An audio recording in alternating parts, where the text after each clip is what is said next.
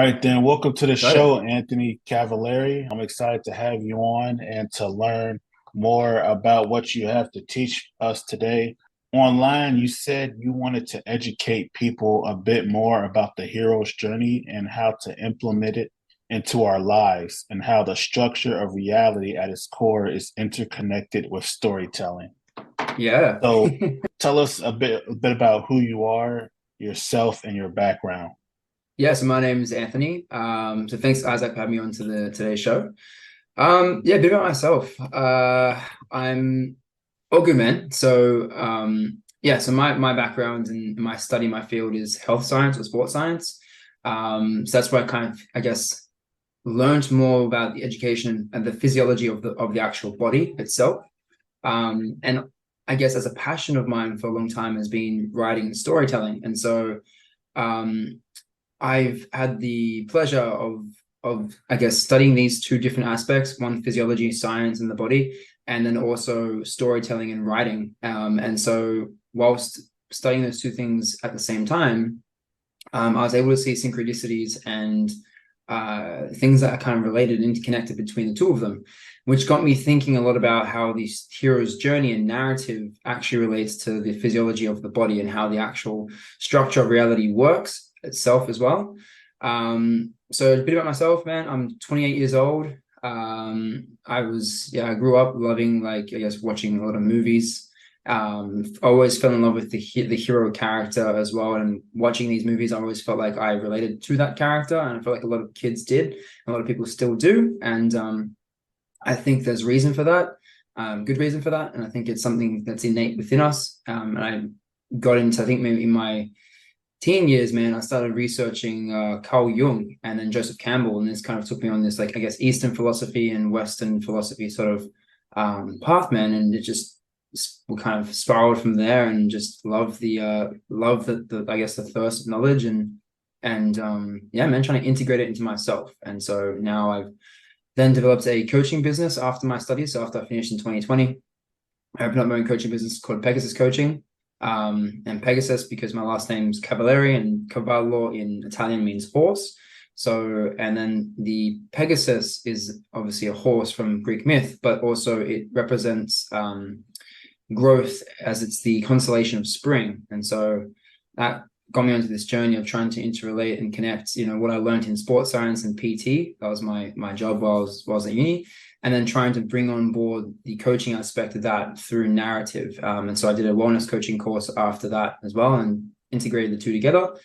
When COVID hit, I then just actually swung off that completely and went, I've had two passions, man. The first passion is opening up a studio, so like a fitness studio, a health studio.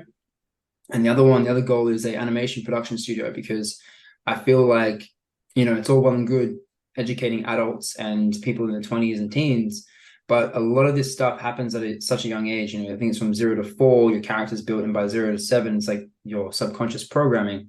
And so I felt like, narrative and storytelling is really how we're going to shape the minds of the future generations. And I'd love to be a part of that, and have these stories and narratives built around meaning, purpose, and the hero's adventure and all that. So that's kind of why and where I'm going with it all. So then COVID hit. I ended up creating a comic book production company on blockchain, where we publish books online. And then when COVID kind of settled, got back into the coaching business. And now, man, next year I'm going to travel the world in hopes to study a bit more about different modalities of training. So I've broken it down to the 4 elements, so air, earth, fire, water, the 5th element being ether or yourself. And so the goal now is to go out and travel and learn a bit more about each of these different pillars of health. So air would be the mind, so are you mentally fit? Fire is the spirit, are you spiritually fit? Earth is the body, are you physically fit? And emotions are the soul, or water is the soul or emotion, so are you emotionally fit? And then you are what connects all that together. And so a lot of this is like esoteric knowledge that I've been trying to combine and integrate together. And what better way than to go out and live the hero's journey myself? All right, interesting. So let's dive in. Can you explain what the hero's journey is and why it's relevant to our Definitely. lives? Definitely, man. So the hero's journey is is a storytelling framework that a lot of people use when developing, whether it's a movie or a comic book. But it was developed by Joseph Campbell, who was a mythologist. And so what he did was he studied a whole bunch of different myths from around the world, cultures that had no relation to one another and didn't know that each other existed. However, what he found was a common thread or a common framework within each of these narratives and each of these myths. And he created a monomyth, or a single structure that most of these stories followed. And so that would be called the hero's journey. What that entails is you have the hero who is living in the ordinary world, who is mundane, living an ordinary life, who is then impacted by something chaotic. So we have the force of chaos, or the divine, or God, whatever you want to call it, that impacts the world. So the best way I can maybe explain this to the listeners is, imagine Shrek. We've all seen Shrek. So Shrek was in his swamp. He was comfortable. He's in the known world. And then, he gets the call to adventure, which is like Donkey and all those things, these fairies that's going on, and pitchforks and trying to force him out of the neighborhood. He denies the call to adventure. Usually that happens. So he wants to stay in his swamp. So he then gets forced to go on a quest, because he'll get this deed to his place via Lord Farquaad. And so he now accepts the call. The second time he gets this thing, and he then goes out into the unknown world. And so he goes from the ordinary, what is known, to the unknown. And there's a dramatic shift that happens within the body, neurologically speaking, too. And so when you willingly accept the unknown, you actually change your DNA and you become more of yourself. And so by following the narrative and the framework and the steps of the hero archetype, meaning that if you take on the hero and embody the hero, it is pretty much is the story of transformation, but also the, I guess, alchemical and the blueprint to how to transform yourself and how to exceed and excel into your potential. I hope that made sense. Awesome. Yeah, it makes sense. So these archetypes, this monomyth, how can we apply it to ourselves to better ourselves? Yeah. So, man, there's multiple ways, and it's kind of it's multifaceted and it's fractal too. And what I mean by that is that not only do I believe that the world's acting in this way in terms of our physiology and the stars, the sun, and the way that things rotate around the world, but also within ourselves. And so how I look at that, let's say you're going through a divorce, or you're going through a breakup, you're going through a tough time. You don't know why that's happening to you, right? There's a choice right there, man. There's a choice to accept the call and accept what's happened to you, or to deny and hide back into yourself and question and curse the world in some sense. So if you do have the blueprint of the hero's journey, and by accepting this thing and accepting what has happened for you, let's say, then you know how to react, you know how to change, you know how to act in that moment. And so there's some sort of certainty. And so, the reason that we don't move, right, is because there's lack of certainty. There's the unknown, it's uncertain. You don't know how to deal with these situations in your life. And so that causes a stress response, and it actually keeps you into the mundane, into the ordinary world. Like, this thing happened to you because you need to change, or something has to change, and you need to accept that change. And if you don't, then you just remain where you are. And that's okay too. If sometimes you're not ready to go into that journey, that's when it's fractal. Sometimes it happens with a divorce. Sometimes it's just like a simple thing going out into the day. But we literally do this every day, right? Like, you start in your, I'm in my bedroom right now. I start my day in my bedroom. That's the known, it's safe, it's comfortable. And I go out into the world and into the unknown. I don't know necessarily what's going to happen that day. Some things I do know, I end up at work and do the same sort of routine. And that's where I feel like you're bound to hit some sort of chaos eventually. So that would be one way of how to actually deal with certain things that happen to you. But in other regards, man, it's like, how about spiritually? How about your relationship to God or the divine? Not to say we don't need to label things, but that there's something within you, right? That if you accept this challenge and you go on that journey, you're uncovering that self-belief. And so it's really a story of self-discipline, self-belief, and building resilience too. And so if you want to learn how to build a resilient mindset, how to accept challenges, how to move forward, how to go through trials and errors, how to give up parts of yourself that are holding you back from the things that you want, this is the perfect blueprint for that as well, man. Yeah, it's pretty interesting. So you talked about the stages in the hero's journey. and how we have to undergo these stages and Yep. change. How do you use that in your coaching practice? Like, let's say somebody is coming to Mm. you and they want to change their life around. How do you implement that into your coaching practice? Yeah, good question, man. So the first thing I'll do in coaching, bro, is we work out what your vision is, and what your vision statement is. And you'll find this is the most common thing that you'll find in pretty much any job, in any business, entrepreneurship, no matter what you do, right? So marketing as well. Marketing is a form of storytelling. So there has to be a certain goal or a certain target. And so the first thing that we do is we go through what is your vision? What is your vision statement? And so your vision also it's intangible. There's a difference between vision and goals. And I think that's something we need to clarify as well. So your vision is something intangible, something you can't touch. It's an idea, and it's like this transcendent part of yourself. So you're pretty much what you're doing is you're projecting out a higher version of yourself. And so let's say my vision is to be healthy, to be successful, to to help people, all these things. I actually can't physically touch those things, right? But these are like more emotions that I want to achieve and states of being that I want to achieve. Now you set up your goals around that. And so let's say I want to help people. I want to sign up 10 clients by end of the year or whatever it is, and those things. So what I would do in the coaching session with clientele is like, okay, well, what's your vision? What drives you in life? What's your purpose in life? Now we work on that for a long time because that's always changing, it's always evolving, such as story, such as life, such as everything else that we're doing. And so it's okay it doesn't have to be so strict, and I think because that can cause you a lot of pain too. So understand that your vision can evolve as you evolve with it, because so do your morals, so do your values, so does your experience. And life is always testing you to see if that's what you want. Is that really your vision? Because some people's vision could be around money. You're going to go through this journey, you're going to attain money, and then what? You're like, okay, well, maybe I need to shift my values and shift my vision again. You'll set a new one. So that would be what we start off with. Once we get the vision, we then work out what are the goals, what are the action plans to that, and we'll take those next steps. So just like a hero, right? It's the first thing we do before we go into a journey is we do character development. So we build out your character, and the same thing in writing, okay? Like you don't necessarily build out the story, you build out the characters first. So you build up this character and their motivations, this character and their motivations, and so you understand when these two characters meet, how would they act in the world, and what kind of story comes out of that. So you develop your character. The next thing we then do is we work out what are your skills and what are your flaws. So what are your weaknesses and your strengths? Let's play to that character, okay?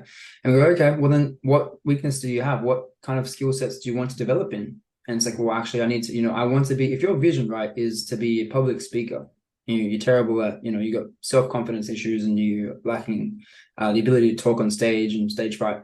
Well then, okay, let's work on these skill sets, because you're going to need that on this journey. You want to achieve this goal, you want to achieve this vision, you need certain attributes for that. However, whilst in pursuit of that, there are going to be speed bumps. There are going to be trials and errors here. There are going to be parts of yourself, like, some self-belief issues that you have, maybe a fear that you had growing up that you're going to need to overcome. And so now we work through, okay, you have the vision, you have the goal. We need, the next steps is like working out the strengths and the weaknesses. And we're like, okay, we're tailoring through this. And this is a part where a lot of people can give up as well, because it's not necessarily fun, because a lot of your flaws are going to show up here, and it's going to be quite difficult to deal with. And eventually you're going to get to a point. So now you have trials and errors. You now have the part of the journey, which is called the sacrifice. And so it's like, okay, your goal was public speaking. What do you need to let go of in order to attain this? Because there is something about you right now that you are unable to let go of, that you are not willing to sacrifice in order to get this. And if you can learn to sacrifice this, you will get this. And now you do that and you get this thing. And the journey isn't over yet, because now you got the skill, you got the talent, you're this new person. And now you start your journey as this new person, as you make your way back home to the return. And so that's giving you a gift back to the world. It's also now, it's called atonement with the Father. So being at one again with the Father.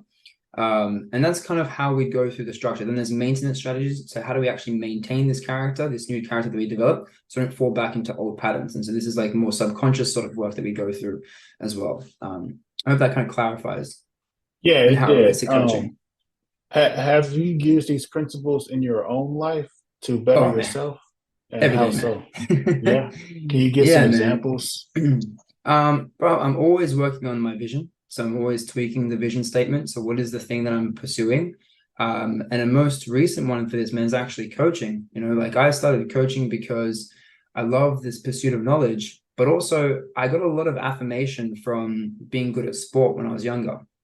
And I actually really wanted to study psychology, but because no one really knew that I liked psych, and I kind of kept this, I guess, the intellect part of myself tucked away from myself, and that showed the sport active side to the world because that's where I'd get a lot of that dopamine hit.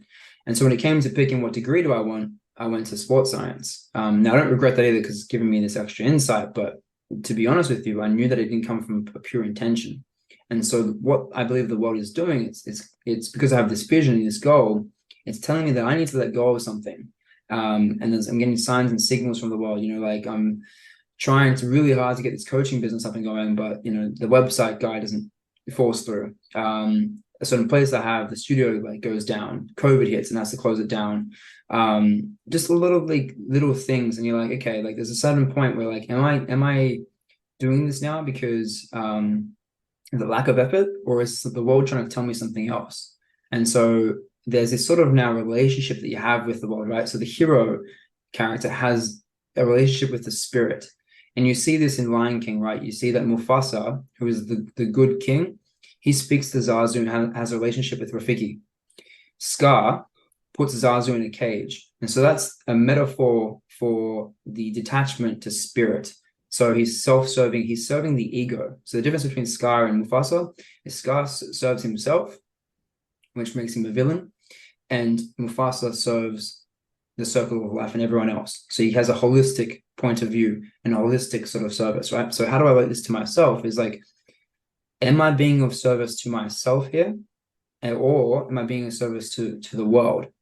And there's a big difference between that, because if I have the world helping me on my goals, I got a greater chance of succeeding as opposed to just helping myself out, because you know no one's going to want to talk to me if I'm just clearly in it for myself. And it might work for a little bit, but I don't think it brings you all those aspects of like emotionally fit, spiritually fit, physically and mentally fit, right? I might have the financially fit and maybe have one other aspect of that, but I'm still not holistic enough yet. So it's really about how do I integrate all these things to create a very holistic sort of feeling within myself and feel whole. Okay. And that's the journey itself, is coming back, that return again.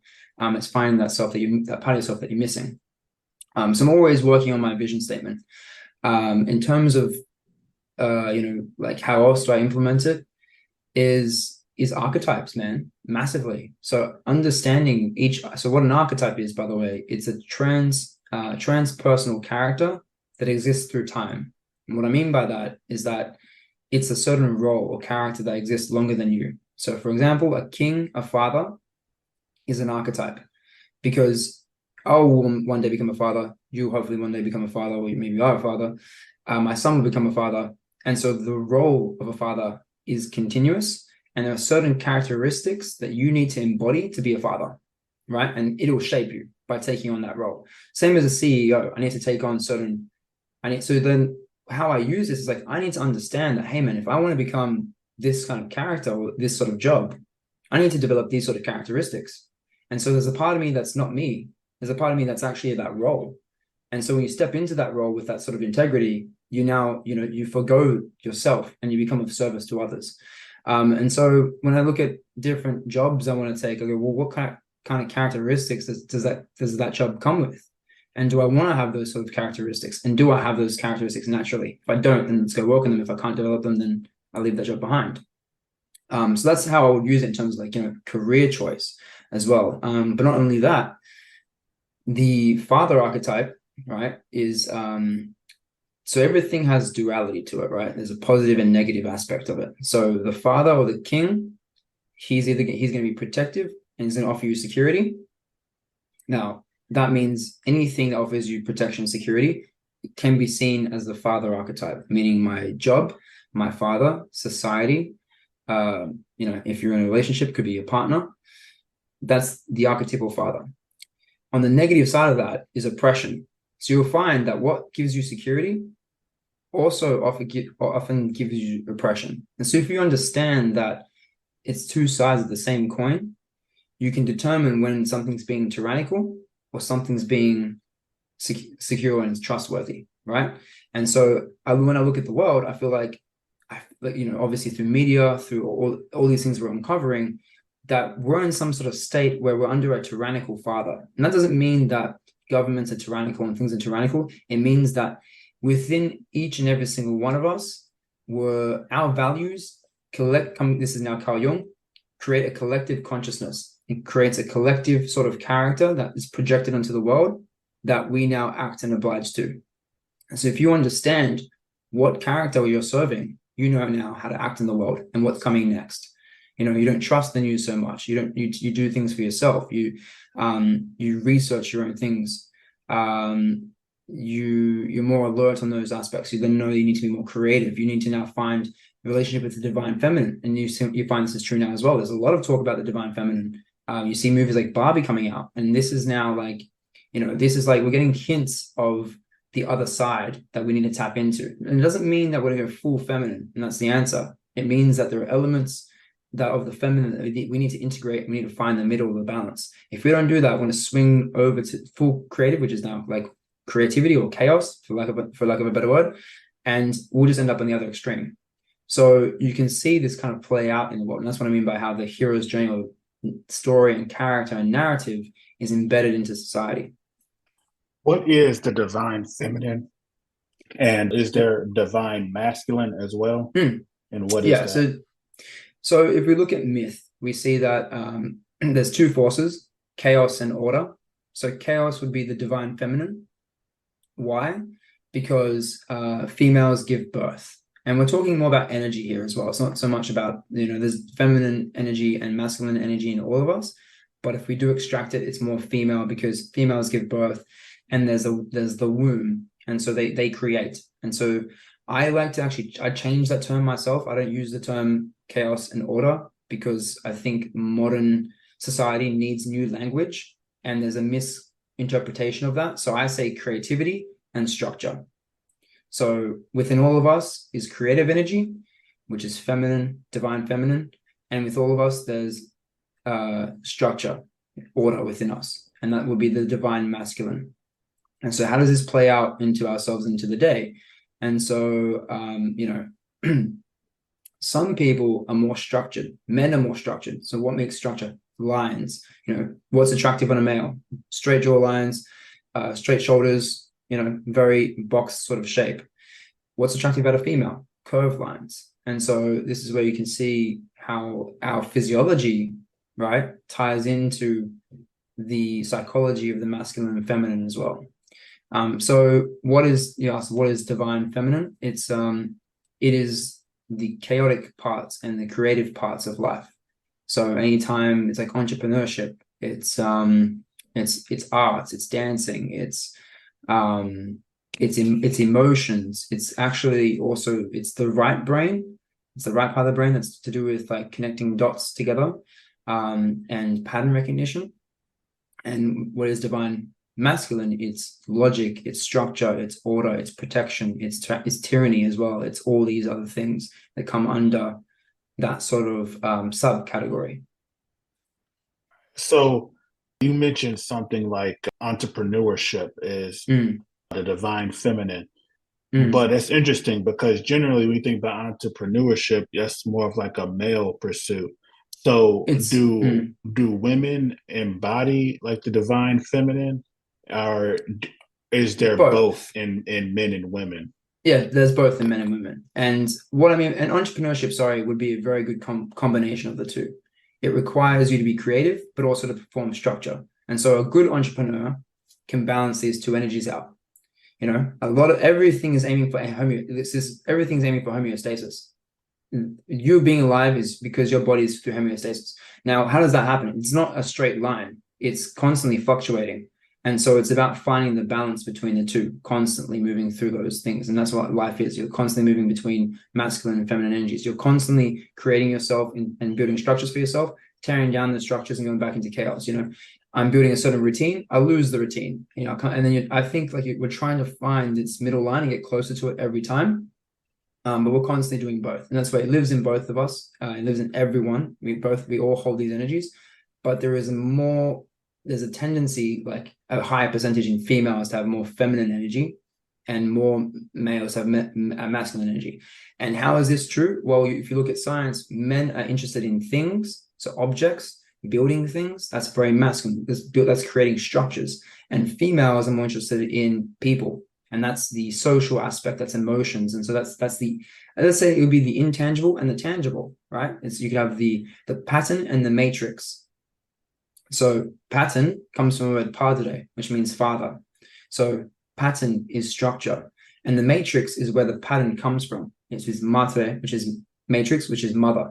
And so the mother and the pattern comes from the matrix. And so this is what it is telling us, is that we have everything comes from the feminine energy, which would be the chaos or creativity. And so everything falls back into chaos, and then something is rebuilt out of that, because chaos is also potential. And so what is divine feminine? What is that divine thing? It's like, well, it's going back to the source of potential as well, and tapping into that. And so if you look at the world, well, what do men struggle with? Men struggle with emotions. It doesn't mean that they don't have emotions. They're struggling to find the divine feminine within themselves. And see, I like all these terminologies and stuff like that.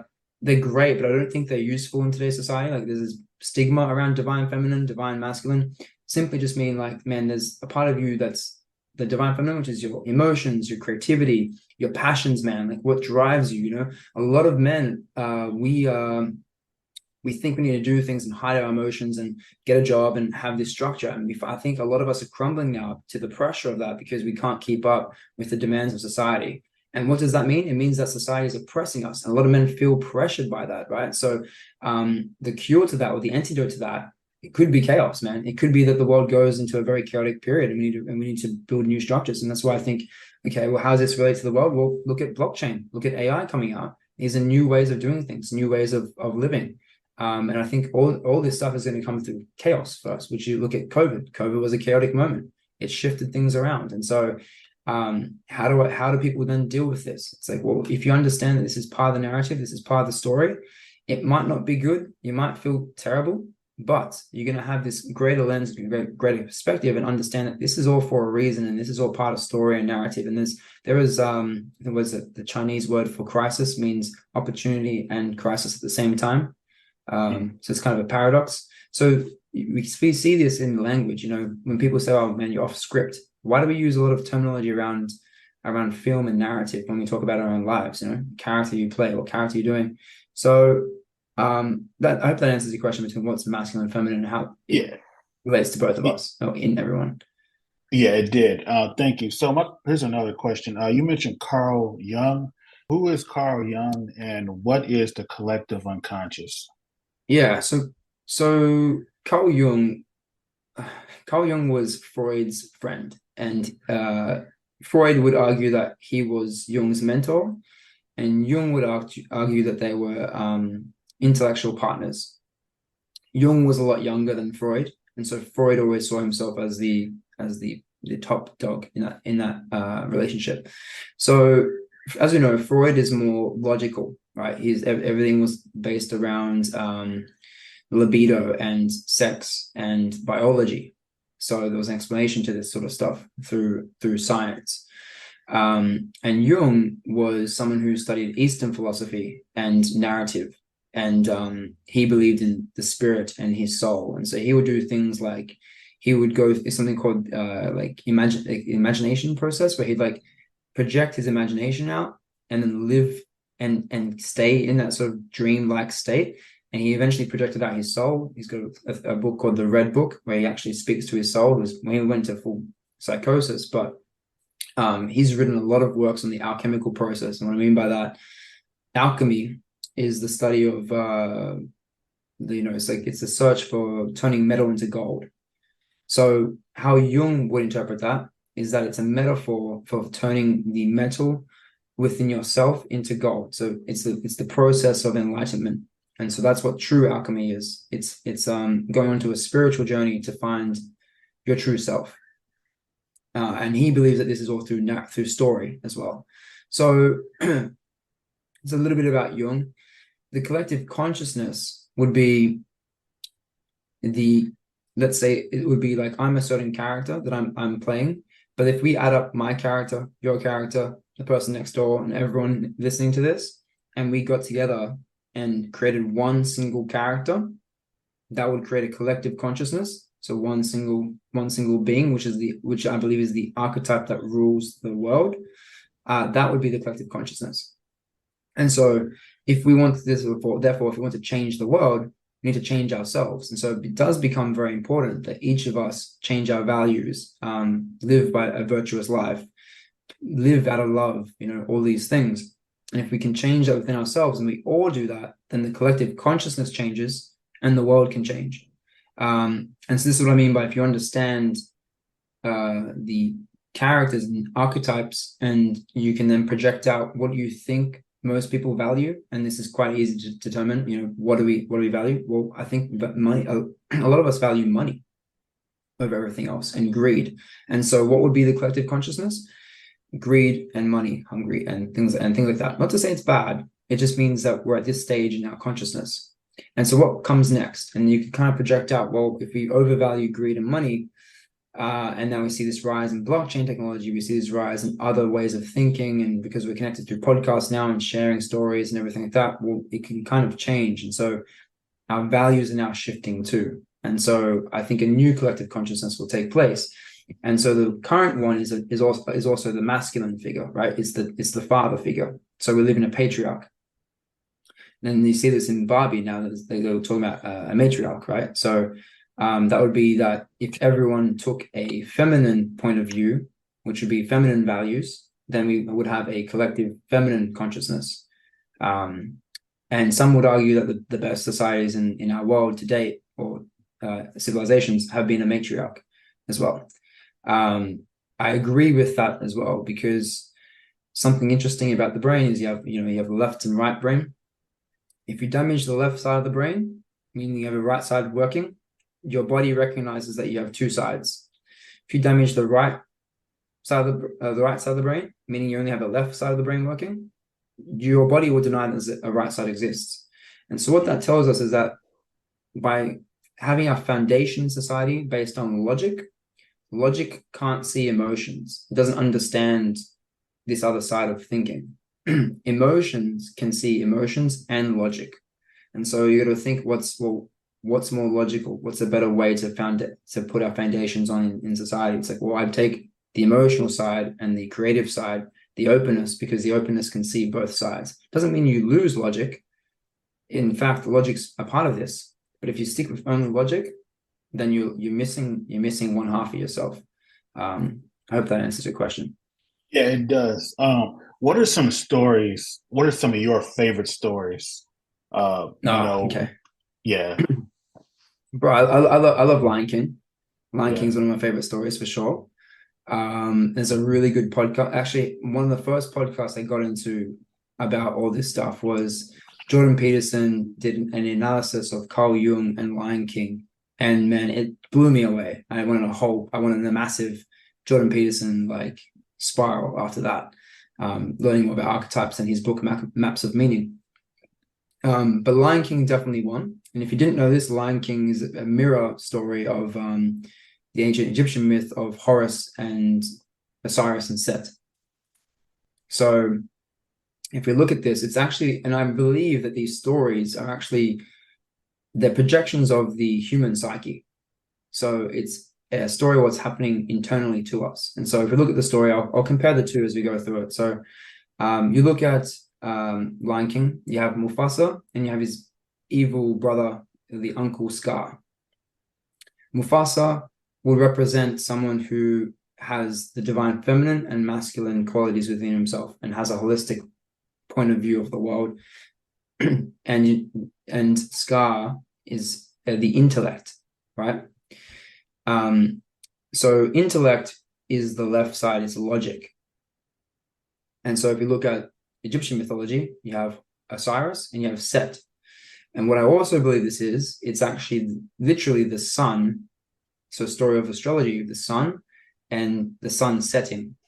And so we now have a a parallel between the sun itself being a symbol of enlightenment and being gold, Simba being a lion, being gold and enlightenment, and Osiris and Horus being the sun god as well. So in all of those stories, I believe they're all speaking about the same thing. And internally, it's talking about the sun or the gold inside of us. Okay. So then what happens between Mufasa and Scar? So Mufasa, because he's of his kind nature, he actually doesn't pay respect to Scar's intellect, which means he's forgotten about the intellectual part of himself. And so what happens inside of you is that your intellect can supersede your love and your the feminine part of you, the creative spirit within you, because it wants to serve itself, and it's addictive like that, and it can't see what it's doing. It can't see what it's doing wrong, right? So what happens is Scar kills his brother and takes over. Simba then runs away and goes into his own journey, which would be the underworld. In Egyptian mythology, we have Osiris, who's cut into pieces by his brother and then spread across the world. And so now Horus, his son, has to go to the underworld to rescue his father. We see this mirrored in Lion King, where Simba has to go to the graveyard or to the unknown to now rescue his father, which he finds Rafiki and finds that spiritual sort of place. And he has to remember who he is. And so to remember who he is to put himself back together. And so how does this happen in Egyptian myth? Well, you find that the son, Horus, has to put his father back together. So literally has to remember him. So that's how these two stories come back into practice. So what this means in terms of ourselves, it means that the intellect part of us has thrown us out of whack. And we need to go back into ourselves and remember who we are, put ourselves back together and become whole again. And then we need to create a new order, a new set of being. So that is to work with his father. So and have connection to spirit. So you see that Simba has a connection with Zazu and Rafiki, and has that divine spirit, and Scar does not. And so then both Horus and Simba have to fight their uncle, and they win, and then create a new order, a new peace, and that creates the whole, the mundane world again, and then that's the conscious world, that's the known world, and then you have chaos hit again, which could be anything that sort of happens and throws it out of whack. So that would be like one of my favorite stories and how they show up in something that's modern today, but also a story that many thousands of years ago, and how it's the same sort of thing.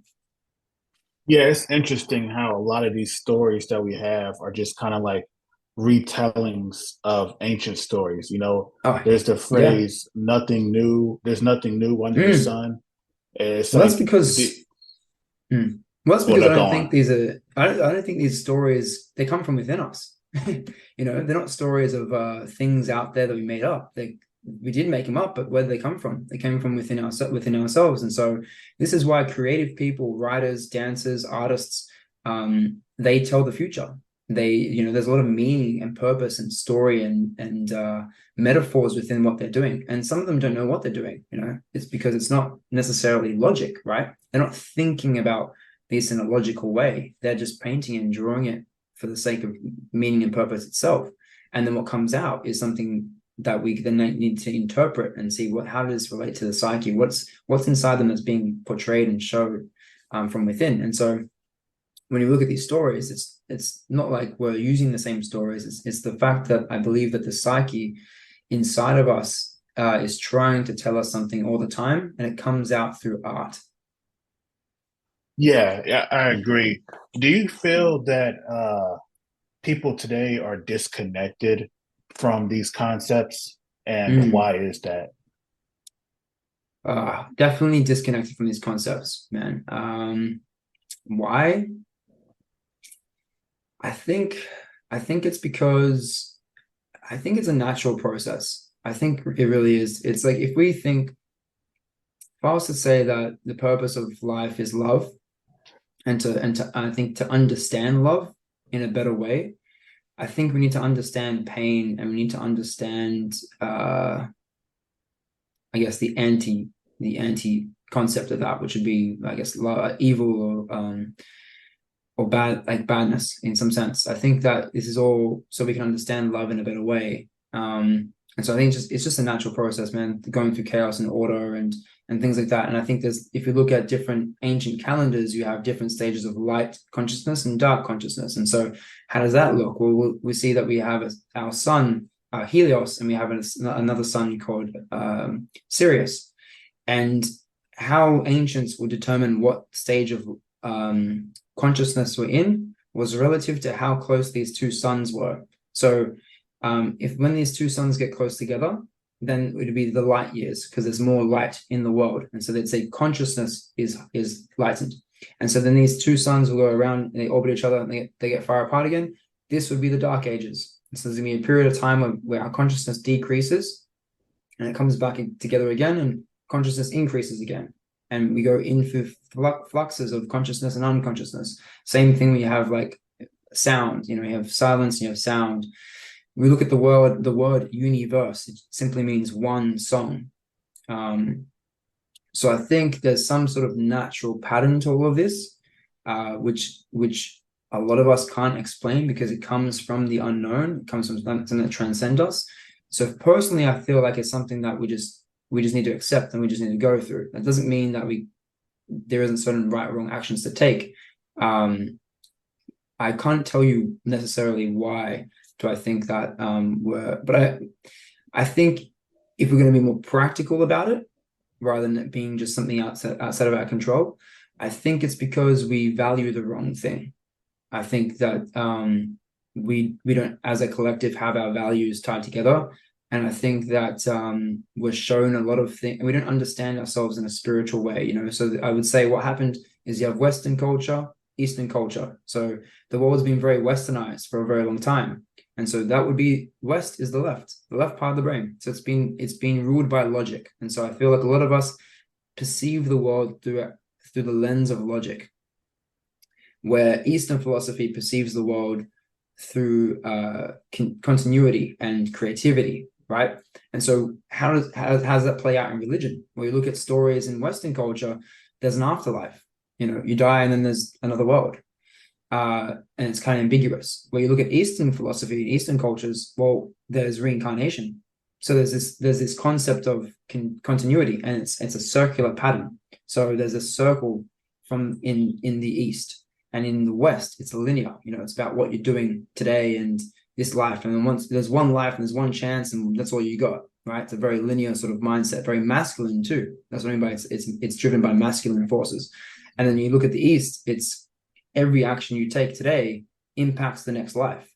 So there's this continuity sort of aspect to it as well. And so I think we've forgotten a lot of these teachings, or we haven't developed these teachings, or we misinterpreted them in Western culture, So I like from personally, the way I view Christianity is the same way as the Lion King story. So for me, Jesus is actually Simba. He's that same. So he's Messiah. He's the light bringer. So he's also Simba. He's also Horus. And whether I don't care if it's true or not true, because it could be true. I'm not going to deny that. But in terms of metaphorically speaking, you can use these characters to determine what kind of story we're telling. Something very interesting that I learned a long time ago was that the sun is at its lowest point for 3 days and then rises back up. And Jesus dies for 3 days and then resurrects after 3 and rises back up again. The times of the year that Jesus was born is also like summer, and so it's like this. It's also, I think, one of the days where the sun's at its highest point or something. So I feel like there are a lot of ties between astrology and all of these storytelling sort of aspects too. So yeah, I'm not entirely sure why, but I'd say it's a misplacement of values, and I think we've kind of also hijacked that through media and through control and wanting to hold on to things so much as well. And so I think that's kind of escalated these sort of things, and this rise in technology, this rise in science, which I love, which I think is great as well. But I think it's also just catching up to itself now, where it can't deny itself anymore, because through science, through all this technology, we're actually able to speak online through podcasts, share things more. The media doesn't control everything, and it doesn't mean that these people were bad people. It's by design. They only had a couple of minutes online on a radio broadcast or on a TV series online. They had to figure out how to get your attention quickly, otherwise they'd lose money. And so it's because we focus on money. You know, a lot of this stuff for me is like our values are centered around that, and that means that we would jeopardize and sacrifice what is true and other values to make more money. You know, I feel like that's just quite known now, and everyone knows that. And you can either be like, yeah, cool, whatever, that's how it is, and then you could be one of those people that now pursue things for money, and you could do that. And I feel like that's kind of giving up. But I feel like this hero archetype is a part of us that's inside that wants to change that. And I think we all need to, you know, it's scary because you're probably going to have a life that's not very secure, not very safe. But that's what I mean by how that ties into the hero's journey. You're going to enter the unknown world. And so are you ready to forego? And this is now a divine relationship, right? I now have faith. I have faith. I'm acting out of faith. I'm not acting out of anything logical here, because the logical thing here to do is to do things for money. 100% it is. Like, you know, raise a family, be secure, get a girlfriend, get married. That's a very logical thing to do. And it's quite scary to do the opposite, man, to start your own business, to go travel the world and be an entrepreneur.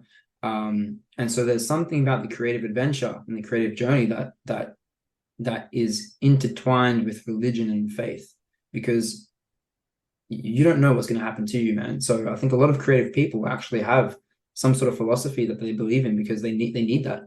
And I think that's what happened to a lot of us back in the day when we didn't have many safe and secure structures, and we're under like a lot of tyrannical environments. And so we then gave up our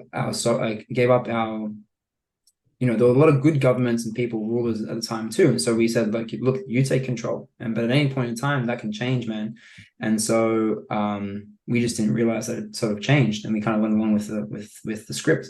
But it's time again for people to take up their own story, their own narrative, and to find out what's true to them and live by their own values as opposed to the values of society, because the values of society have changed. And it's the only way we're going to change society until we bring up another conscious collective, and then we can let it go again. Say, look, great, there's good people in charge now.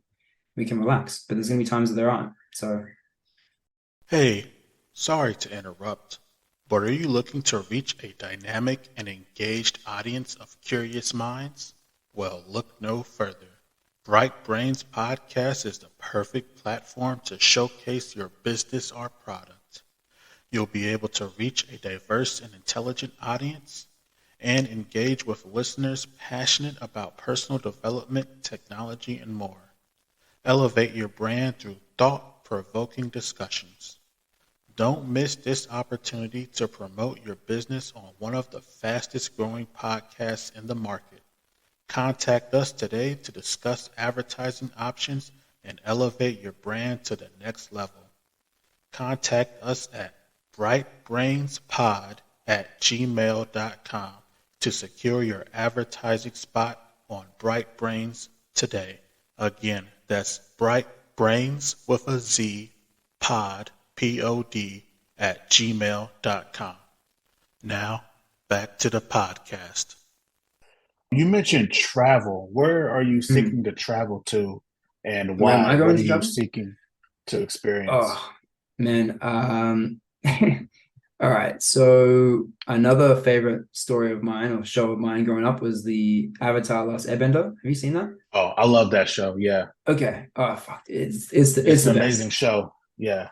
It's incredible. And so the concept of that, if people don't know, it's like you have this one character who can balance and use all the elements: air, earth, fire, water, as we were talking about earlier, right? And so his job is to become an integrated being by learning about different cultures, learning about different techniques, different bending elements, right? So that he can become holistic himself. And so that means he has to understand how to think like an earthbender. And, you know, that's not comfortable for Aang, because he's an airbender. And so he's a creative person. So you see that he struggles with structure, right? And so that's why it's the hardest element for him to learn.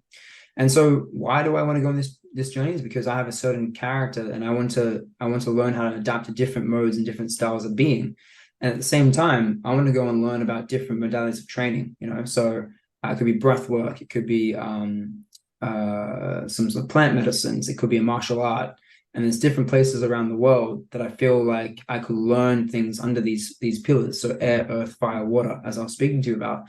And so, man, I was literally watching the show, and I was like, I'm always talking about the hero's journey and the story and narrative and going on to this adventure. And I thought, you know what, like I don't drink anymore. I think I might have like one, like with a mate to celebrate maybe a wedding or some sort of other thing. But other than that, I don't really drink. And so like I guess the reason why I'm traveling now shifted compared to when I was younger. And I thought, man, like what better journey than to go and actually study all of these ancient teachings that I've been so fascinated with when I was younger. And so that's what I want to do. And then I want to come back and bring it back home. And so that's part of, again, the hero's journey.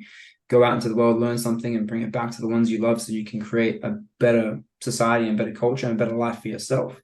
So yeah, and where am I going? I'm definitely going to Japan because I think like I want to take the comic stuff that I've been doing over there. I also do maybe a martial art. South America to do the plant medicine, Central America, and then North America to see how there's a lot of businesses over there that have integrated a lot of like, this sort of culture. So I want to see how they've kind of integrated both those things, and then head back towards like Europe and India and Asia towards the end of it before I come back to Australia. Um, I know in Australia, the Aboriginal people have this Mm. concept of the dream time. Yeah. What is that, and does that apply to Yeah. this topic that you're talking about? Oh, for sure, man. Yeah. Well, it's the dream time is like, yeah, and what's in the word, I guess. It's like everything comes from the creative spirit, the dreams. And so there's a lot of characters in it, like this, like the rainbow serpent that created the world. And so it's just, they always talk about like divine feminine and masculine energies and tapping into spirits a lot more, and being there's energy all around. And so everything's holistic, everything's one in the dream time sort of thing. Man, I feel like those guys are tripping. To be honest, man, I just feel like these guys are foraging and taking shrooms and then seeing the world in a very different way. As a lot of cultures, I feel like a lot of cultures were probably doing that when they came up with the myth behind it all. I don't know too much about it. I would like to learn more about it. They didn't teach us much about it at school, to be fair. Like we learned about Dreamtime and a couple of Aboriginal stories, but we didn't really learn too much about the actual culture itself. They got a lot of dance and a lot of storytelling as well. So they pass things down through like, through song. So the songs are all about the creation of the world, and these survive thousands and thousands of years. But I think it's the longest lasting indigenous civilization to date, and probably the longest like civilization that we've seen. And so it's very rich in story and very rich in all these things, and not very logical at all, right? A lot of this stuff, they're not very logical people. And I don't mean they're not logical. I mean like they're not thinking for self-serving purposes, like things that make sense to us in terms of modern day society. We look at them like, why are they doing this thing? Well, I don't think we know much about the right side of the brain and the creative life and creative living. So yeah, I think there's a lot to be learned from those sort of cultures, man, for sure. All right. Tell me about your comic book blockchain company. Oh, yeah, man. So when I was investing in, okay, to tie this back into how I got into all this as well, was the first company I invested into was Tesla. The reason I invested in Tesla because I was really into energy and consciousness by Nikola Tesla. And then I then saw Elon Musk do something. I thought he must know about all this energy stuff, and I think the world needs renewable energy. So I invested into that. And when COVID hit, I ended up selling my shares and had a bit of a bad time with that because they did really, really well, and I shouldn't have sold at that point. I didn't know how the market worked back then. I didn't know about printing money. So this is a massive thing for anyone listening. When governments print money, fucking invest. Mhm. Stocks go up, man. Like so that was a hard lesson for me. But then I got into cryptocurrency. I was already into crypto in the 2017, but I got burnt a bit because I caught the hype at the very end. But I kind of stuck through it this time around and learned more about it all. So I then got into NFTs, and I thought, man, like using this principle, right? Using the principle of homeostasis and looking at the world, we see it's very business orientated, right? But what NFTs allow you to do is they allow you to combine the creative part of a business. So it's like using, graphic designers and storytellers with now marketing and technology to support businesses. So now your shares could be an NFT, right? That becomes completely possible. Your like you could sell tickets as NFTs.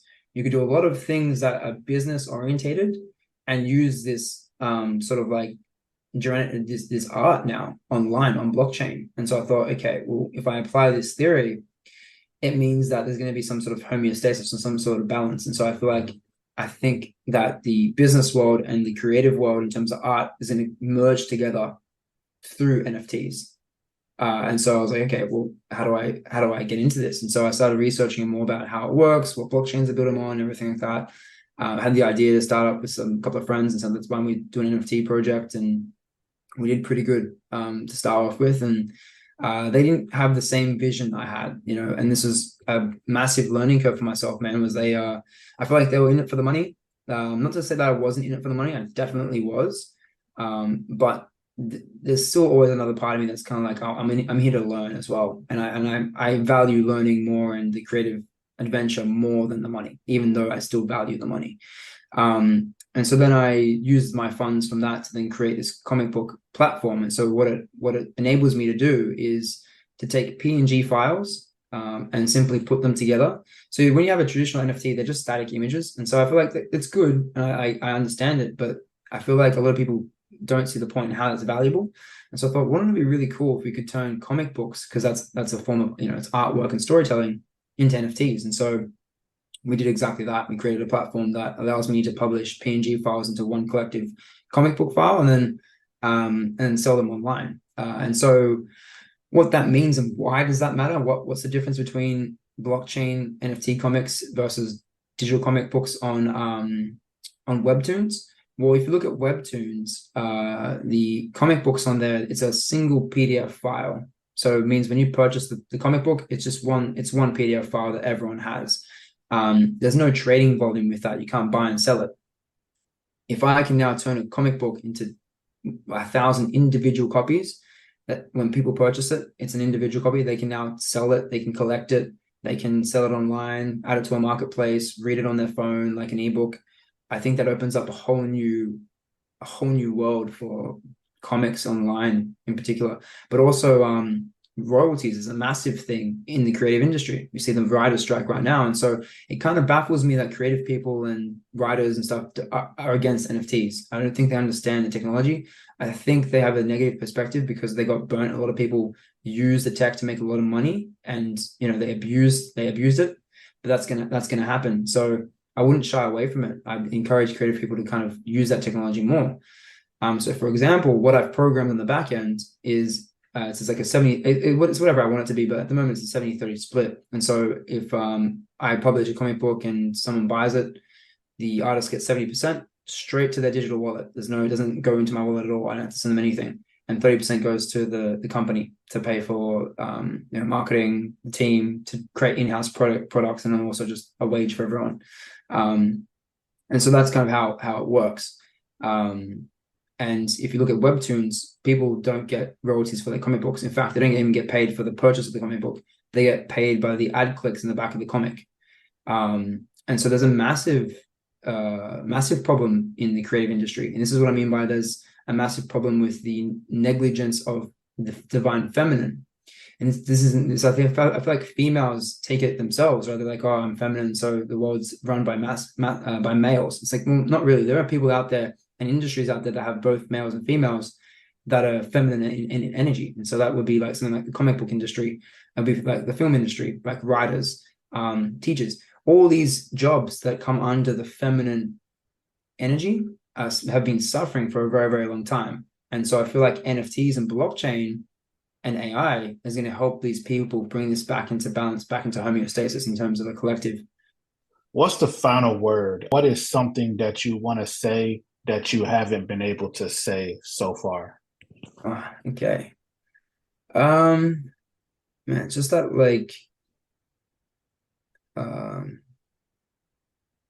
I feel like, man, like we really, like the world is based on love for sure.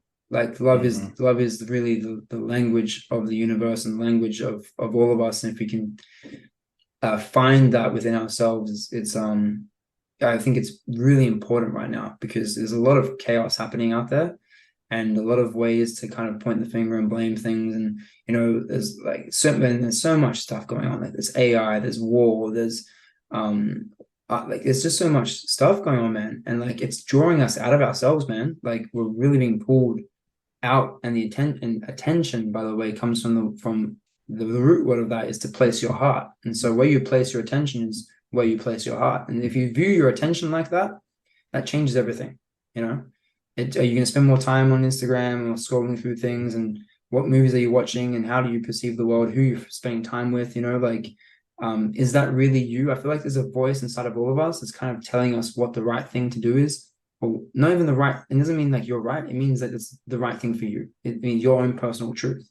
And I think a lot of us need to follow that and build up the courage to do so, because that's what the world is asking of us right now. And it's how we can kind of, you know, if you want to change the world, you have to change yourself. And it's quite cliche.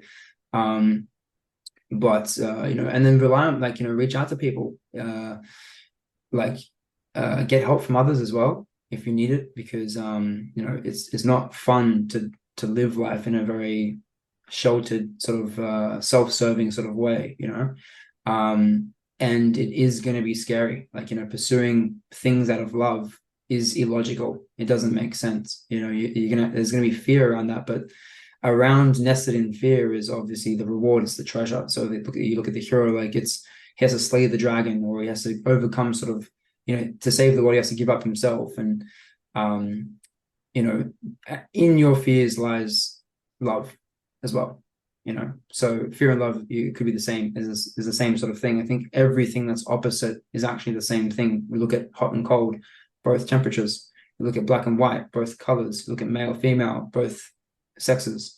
That's, you know, duality is some sort of is kind of an illusion like that. And so yeah, I think it's really, I just encourage people, man, to do things out of love, out of their heart. And I think that's really important, and it's probably the most important thing I can probably say right now. Yeah, man. But in being like honest, man, I really struggle with it too. Like I definitely struggle, and I think like people might not understand that either, and they might feel alone. But like, to do the right thing, to follow your heart, I think it hurts, man. I think it's really painful. And I think that's a part of the process. So if I look at the story of Genesis, like the eating of the apple, so I think that's true. I think that by eating the apple of the knowledge of good and evil, and so that means we're now conscious. I think the price we pay for consciousness is the awareness of good and evil, right and wrong, masculine and feminine, duality. The price for consciousness is separation, and so that also means limitation. So what I mean by that is that for you to be aware of something, it's quite painful, right? So, and that's how the human body is wired. Is like, you're not really paying attention to things that are good in life because they're good. You're wired to pay attention to things that could threaten you. And so sometimes, you know, don't be too hard on yourself either. Like, you know, you're wired this way to look at the world in sort of some sort of negative lens, and understand that protects you as well. And that negative lens that you have is also one of the most beautiful things. You know, it's the price you pay for consciousness and the price you pay for understanding love. But would you rather go life without love and without understanding consciousness, or would you rather shut down and not look at the world like that? And the other thing is, like, we're all, like, you know, looking at it and being honest, man, like, we are all going to pass away one day. And so facing our morality and coming to terms with that is super important, because you understand that provides meaning. And so the fact that it's going to disappear is the very reason that it's meaningful. So the very reason that you think life has no meaning is in fact where the meaning comes from. It's kind of paradoxical. It's like, yeah, well, it's all going to end one day. Exactly that. It is all going to end one day. So there's something beautiful within that. If it wasn't going to end, there's no fear, there's no love, there's no meaning. If it was continuous in this sort of perspective, and understand that it is continuous in some sort of way, a part of you can attach itself to the divine, to something higher than yourself.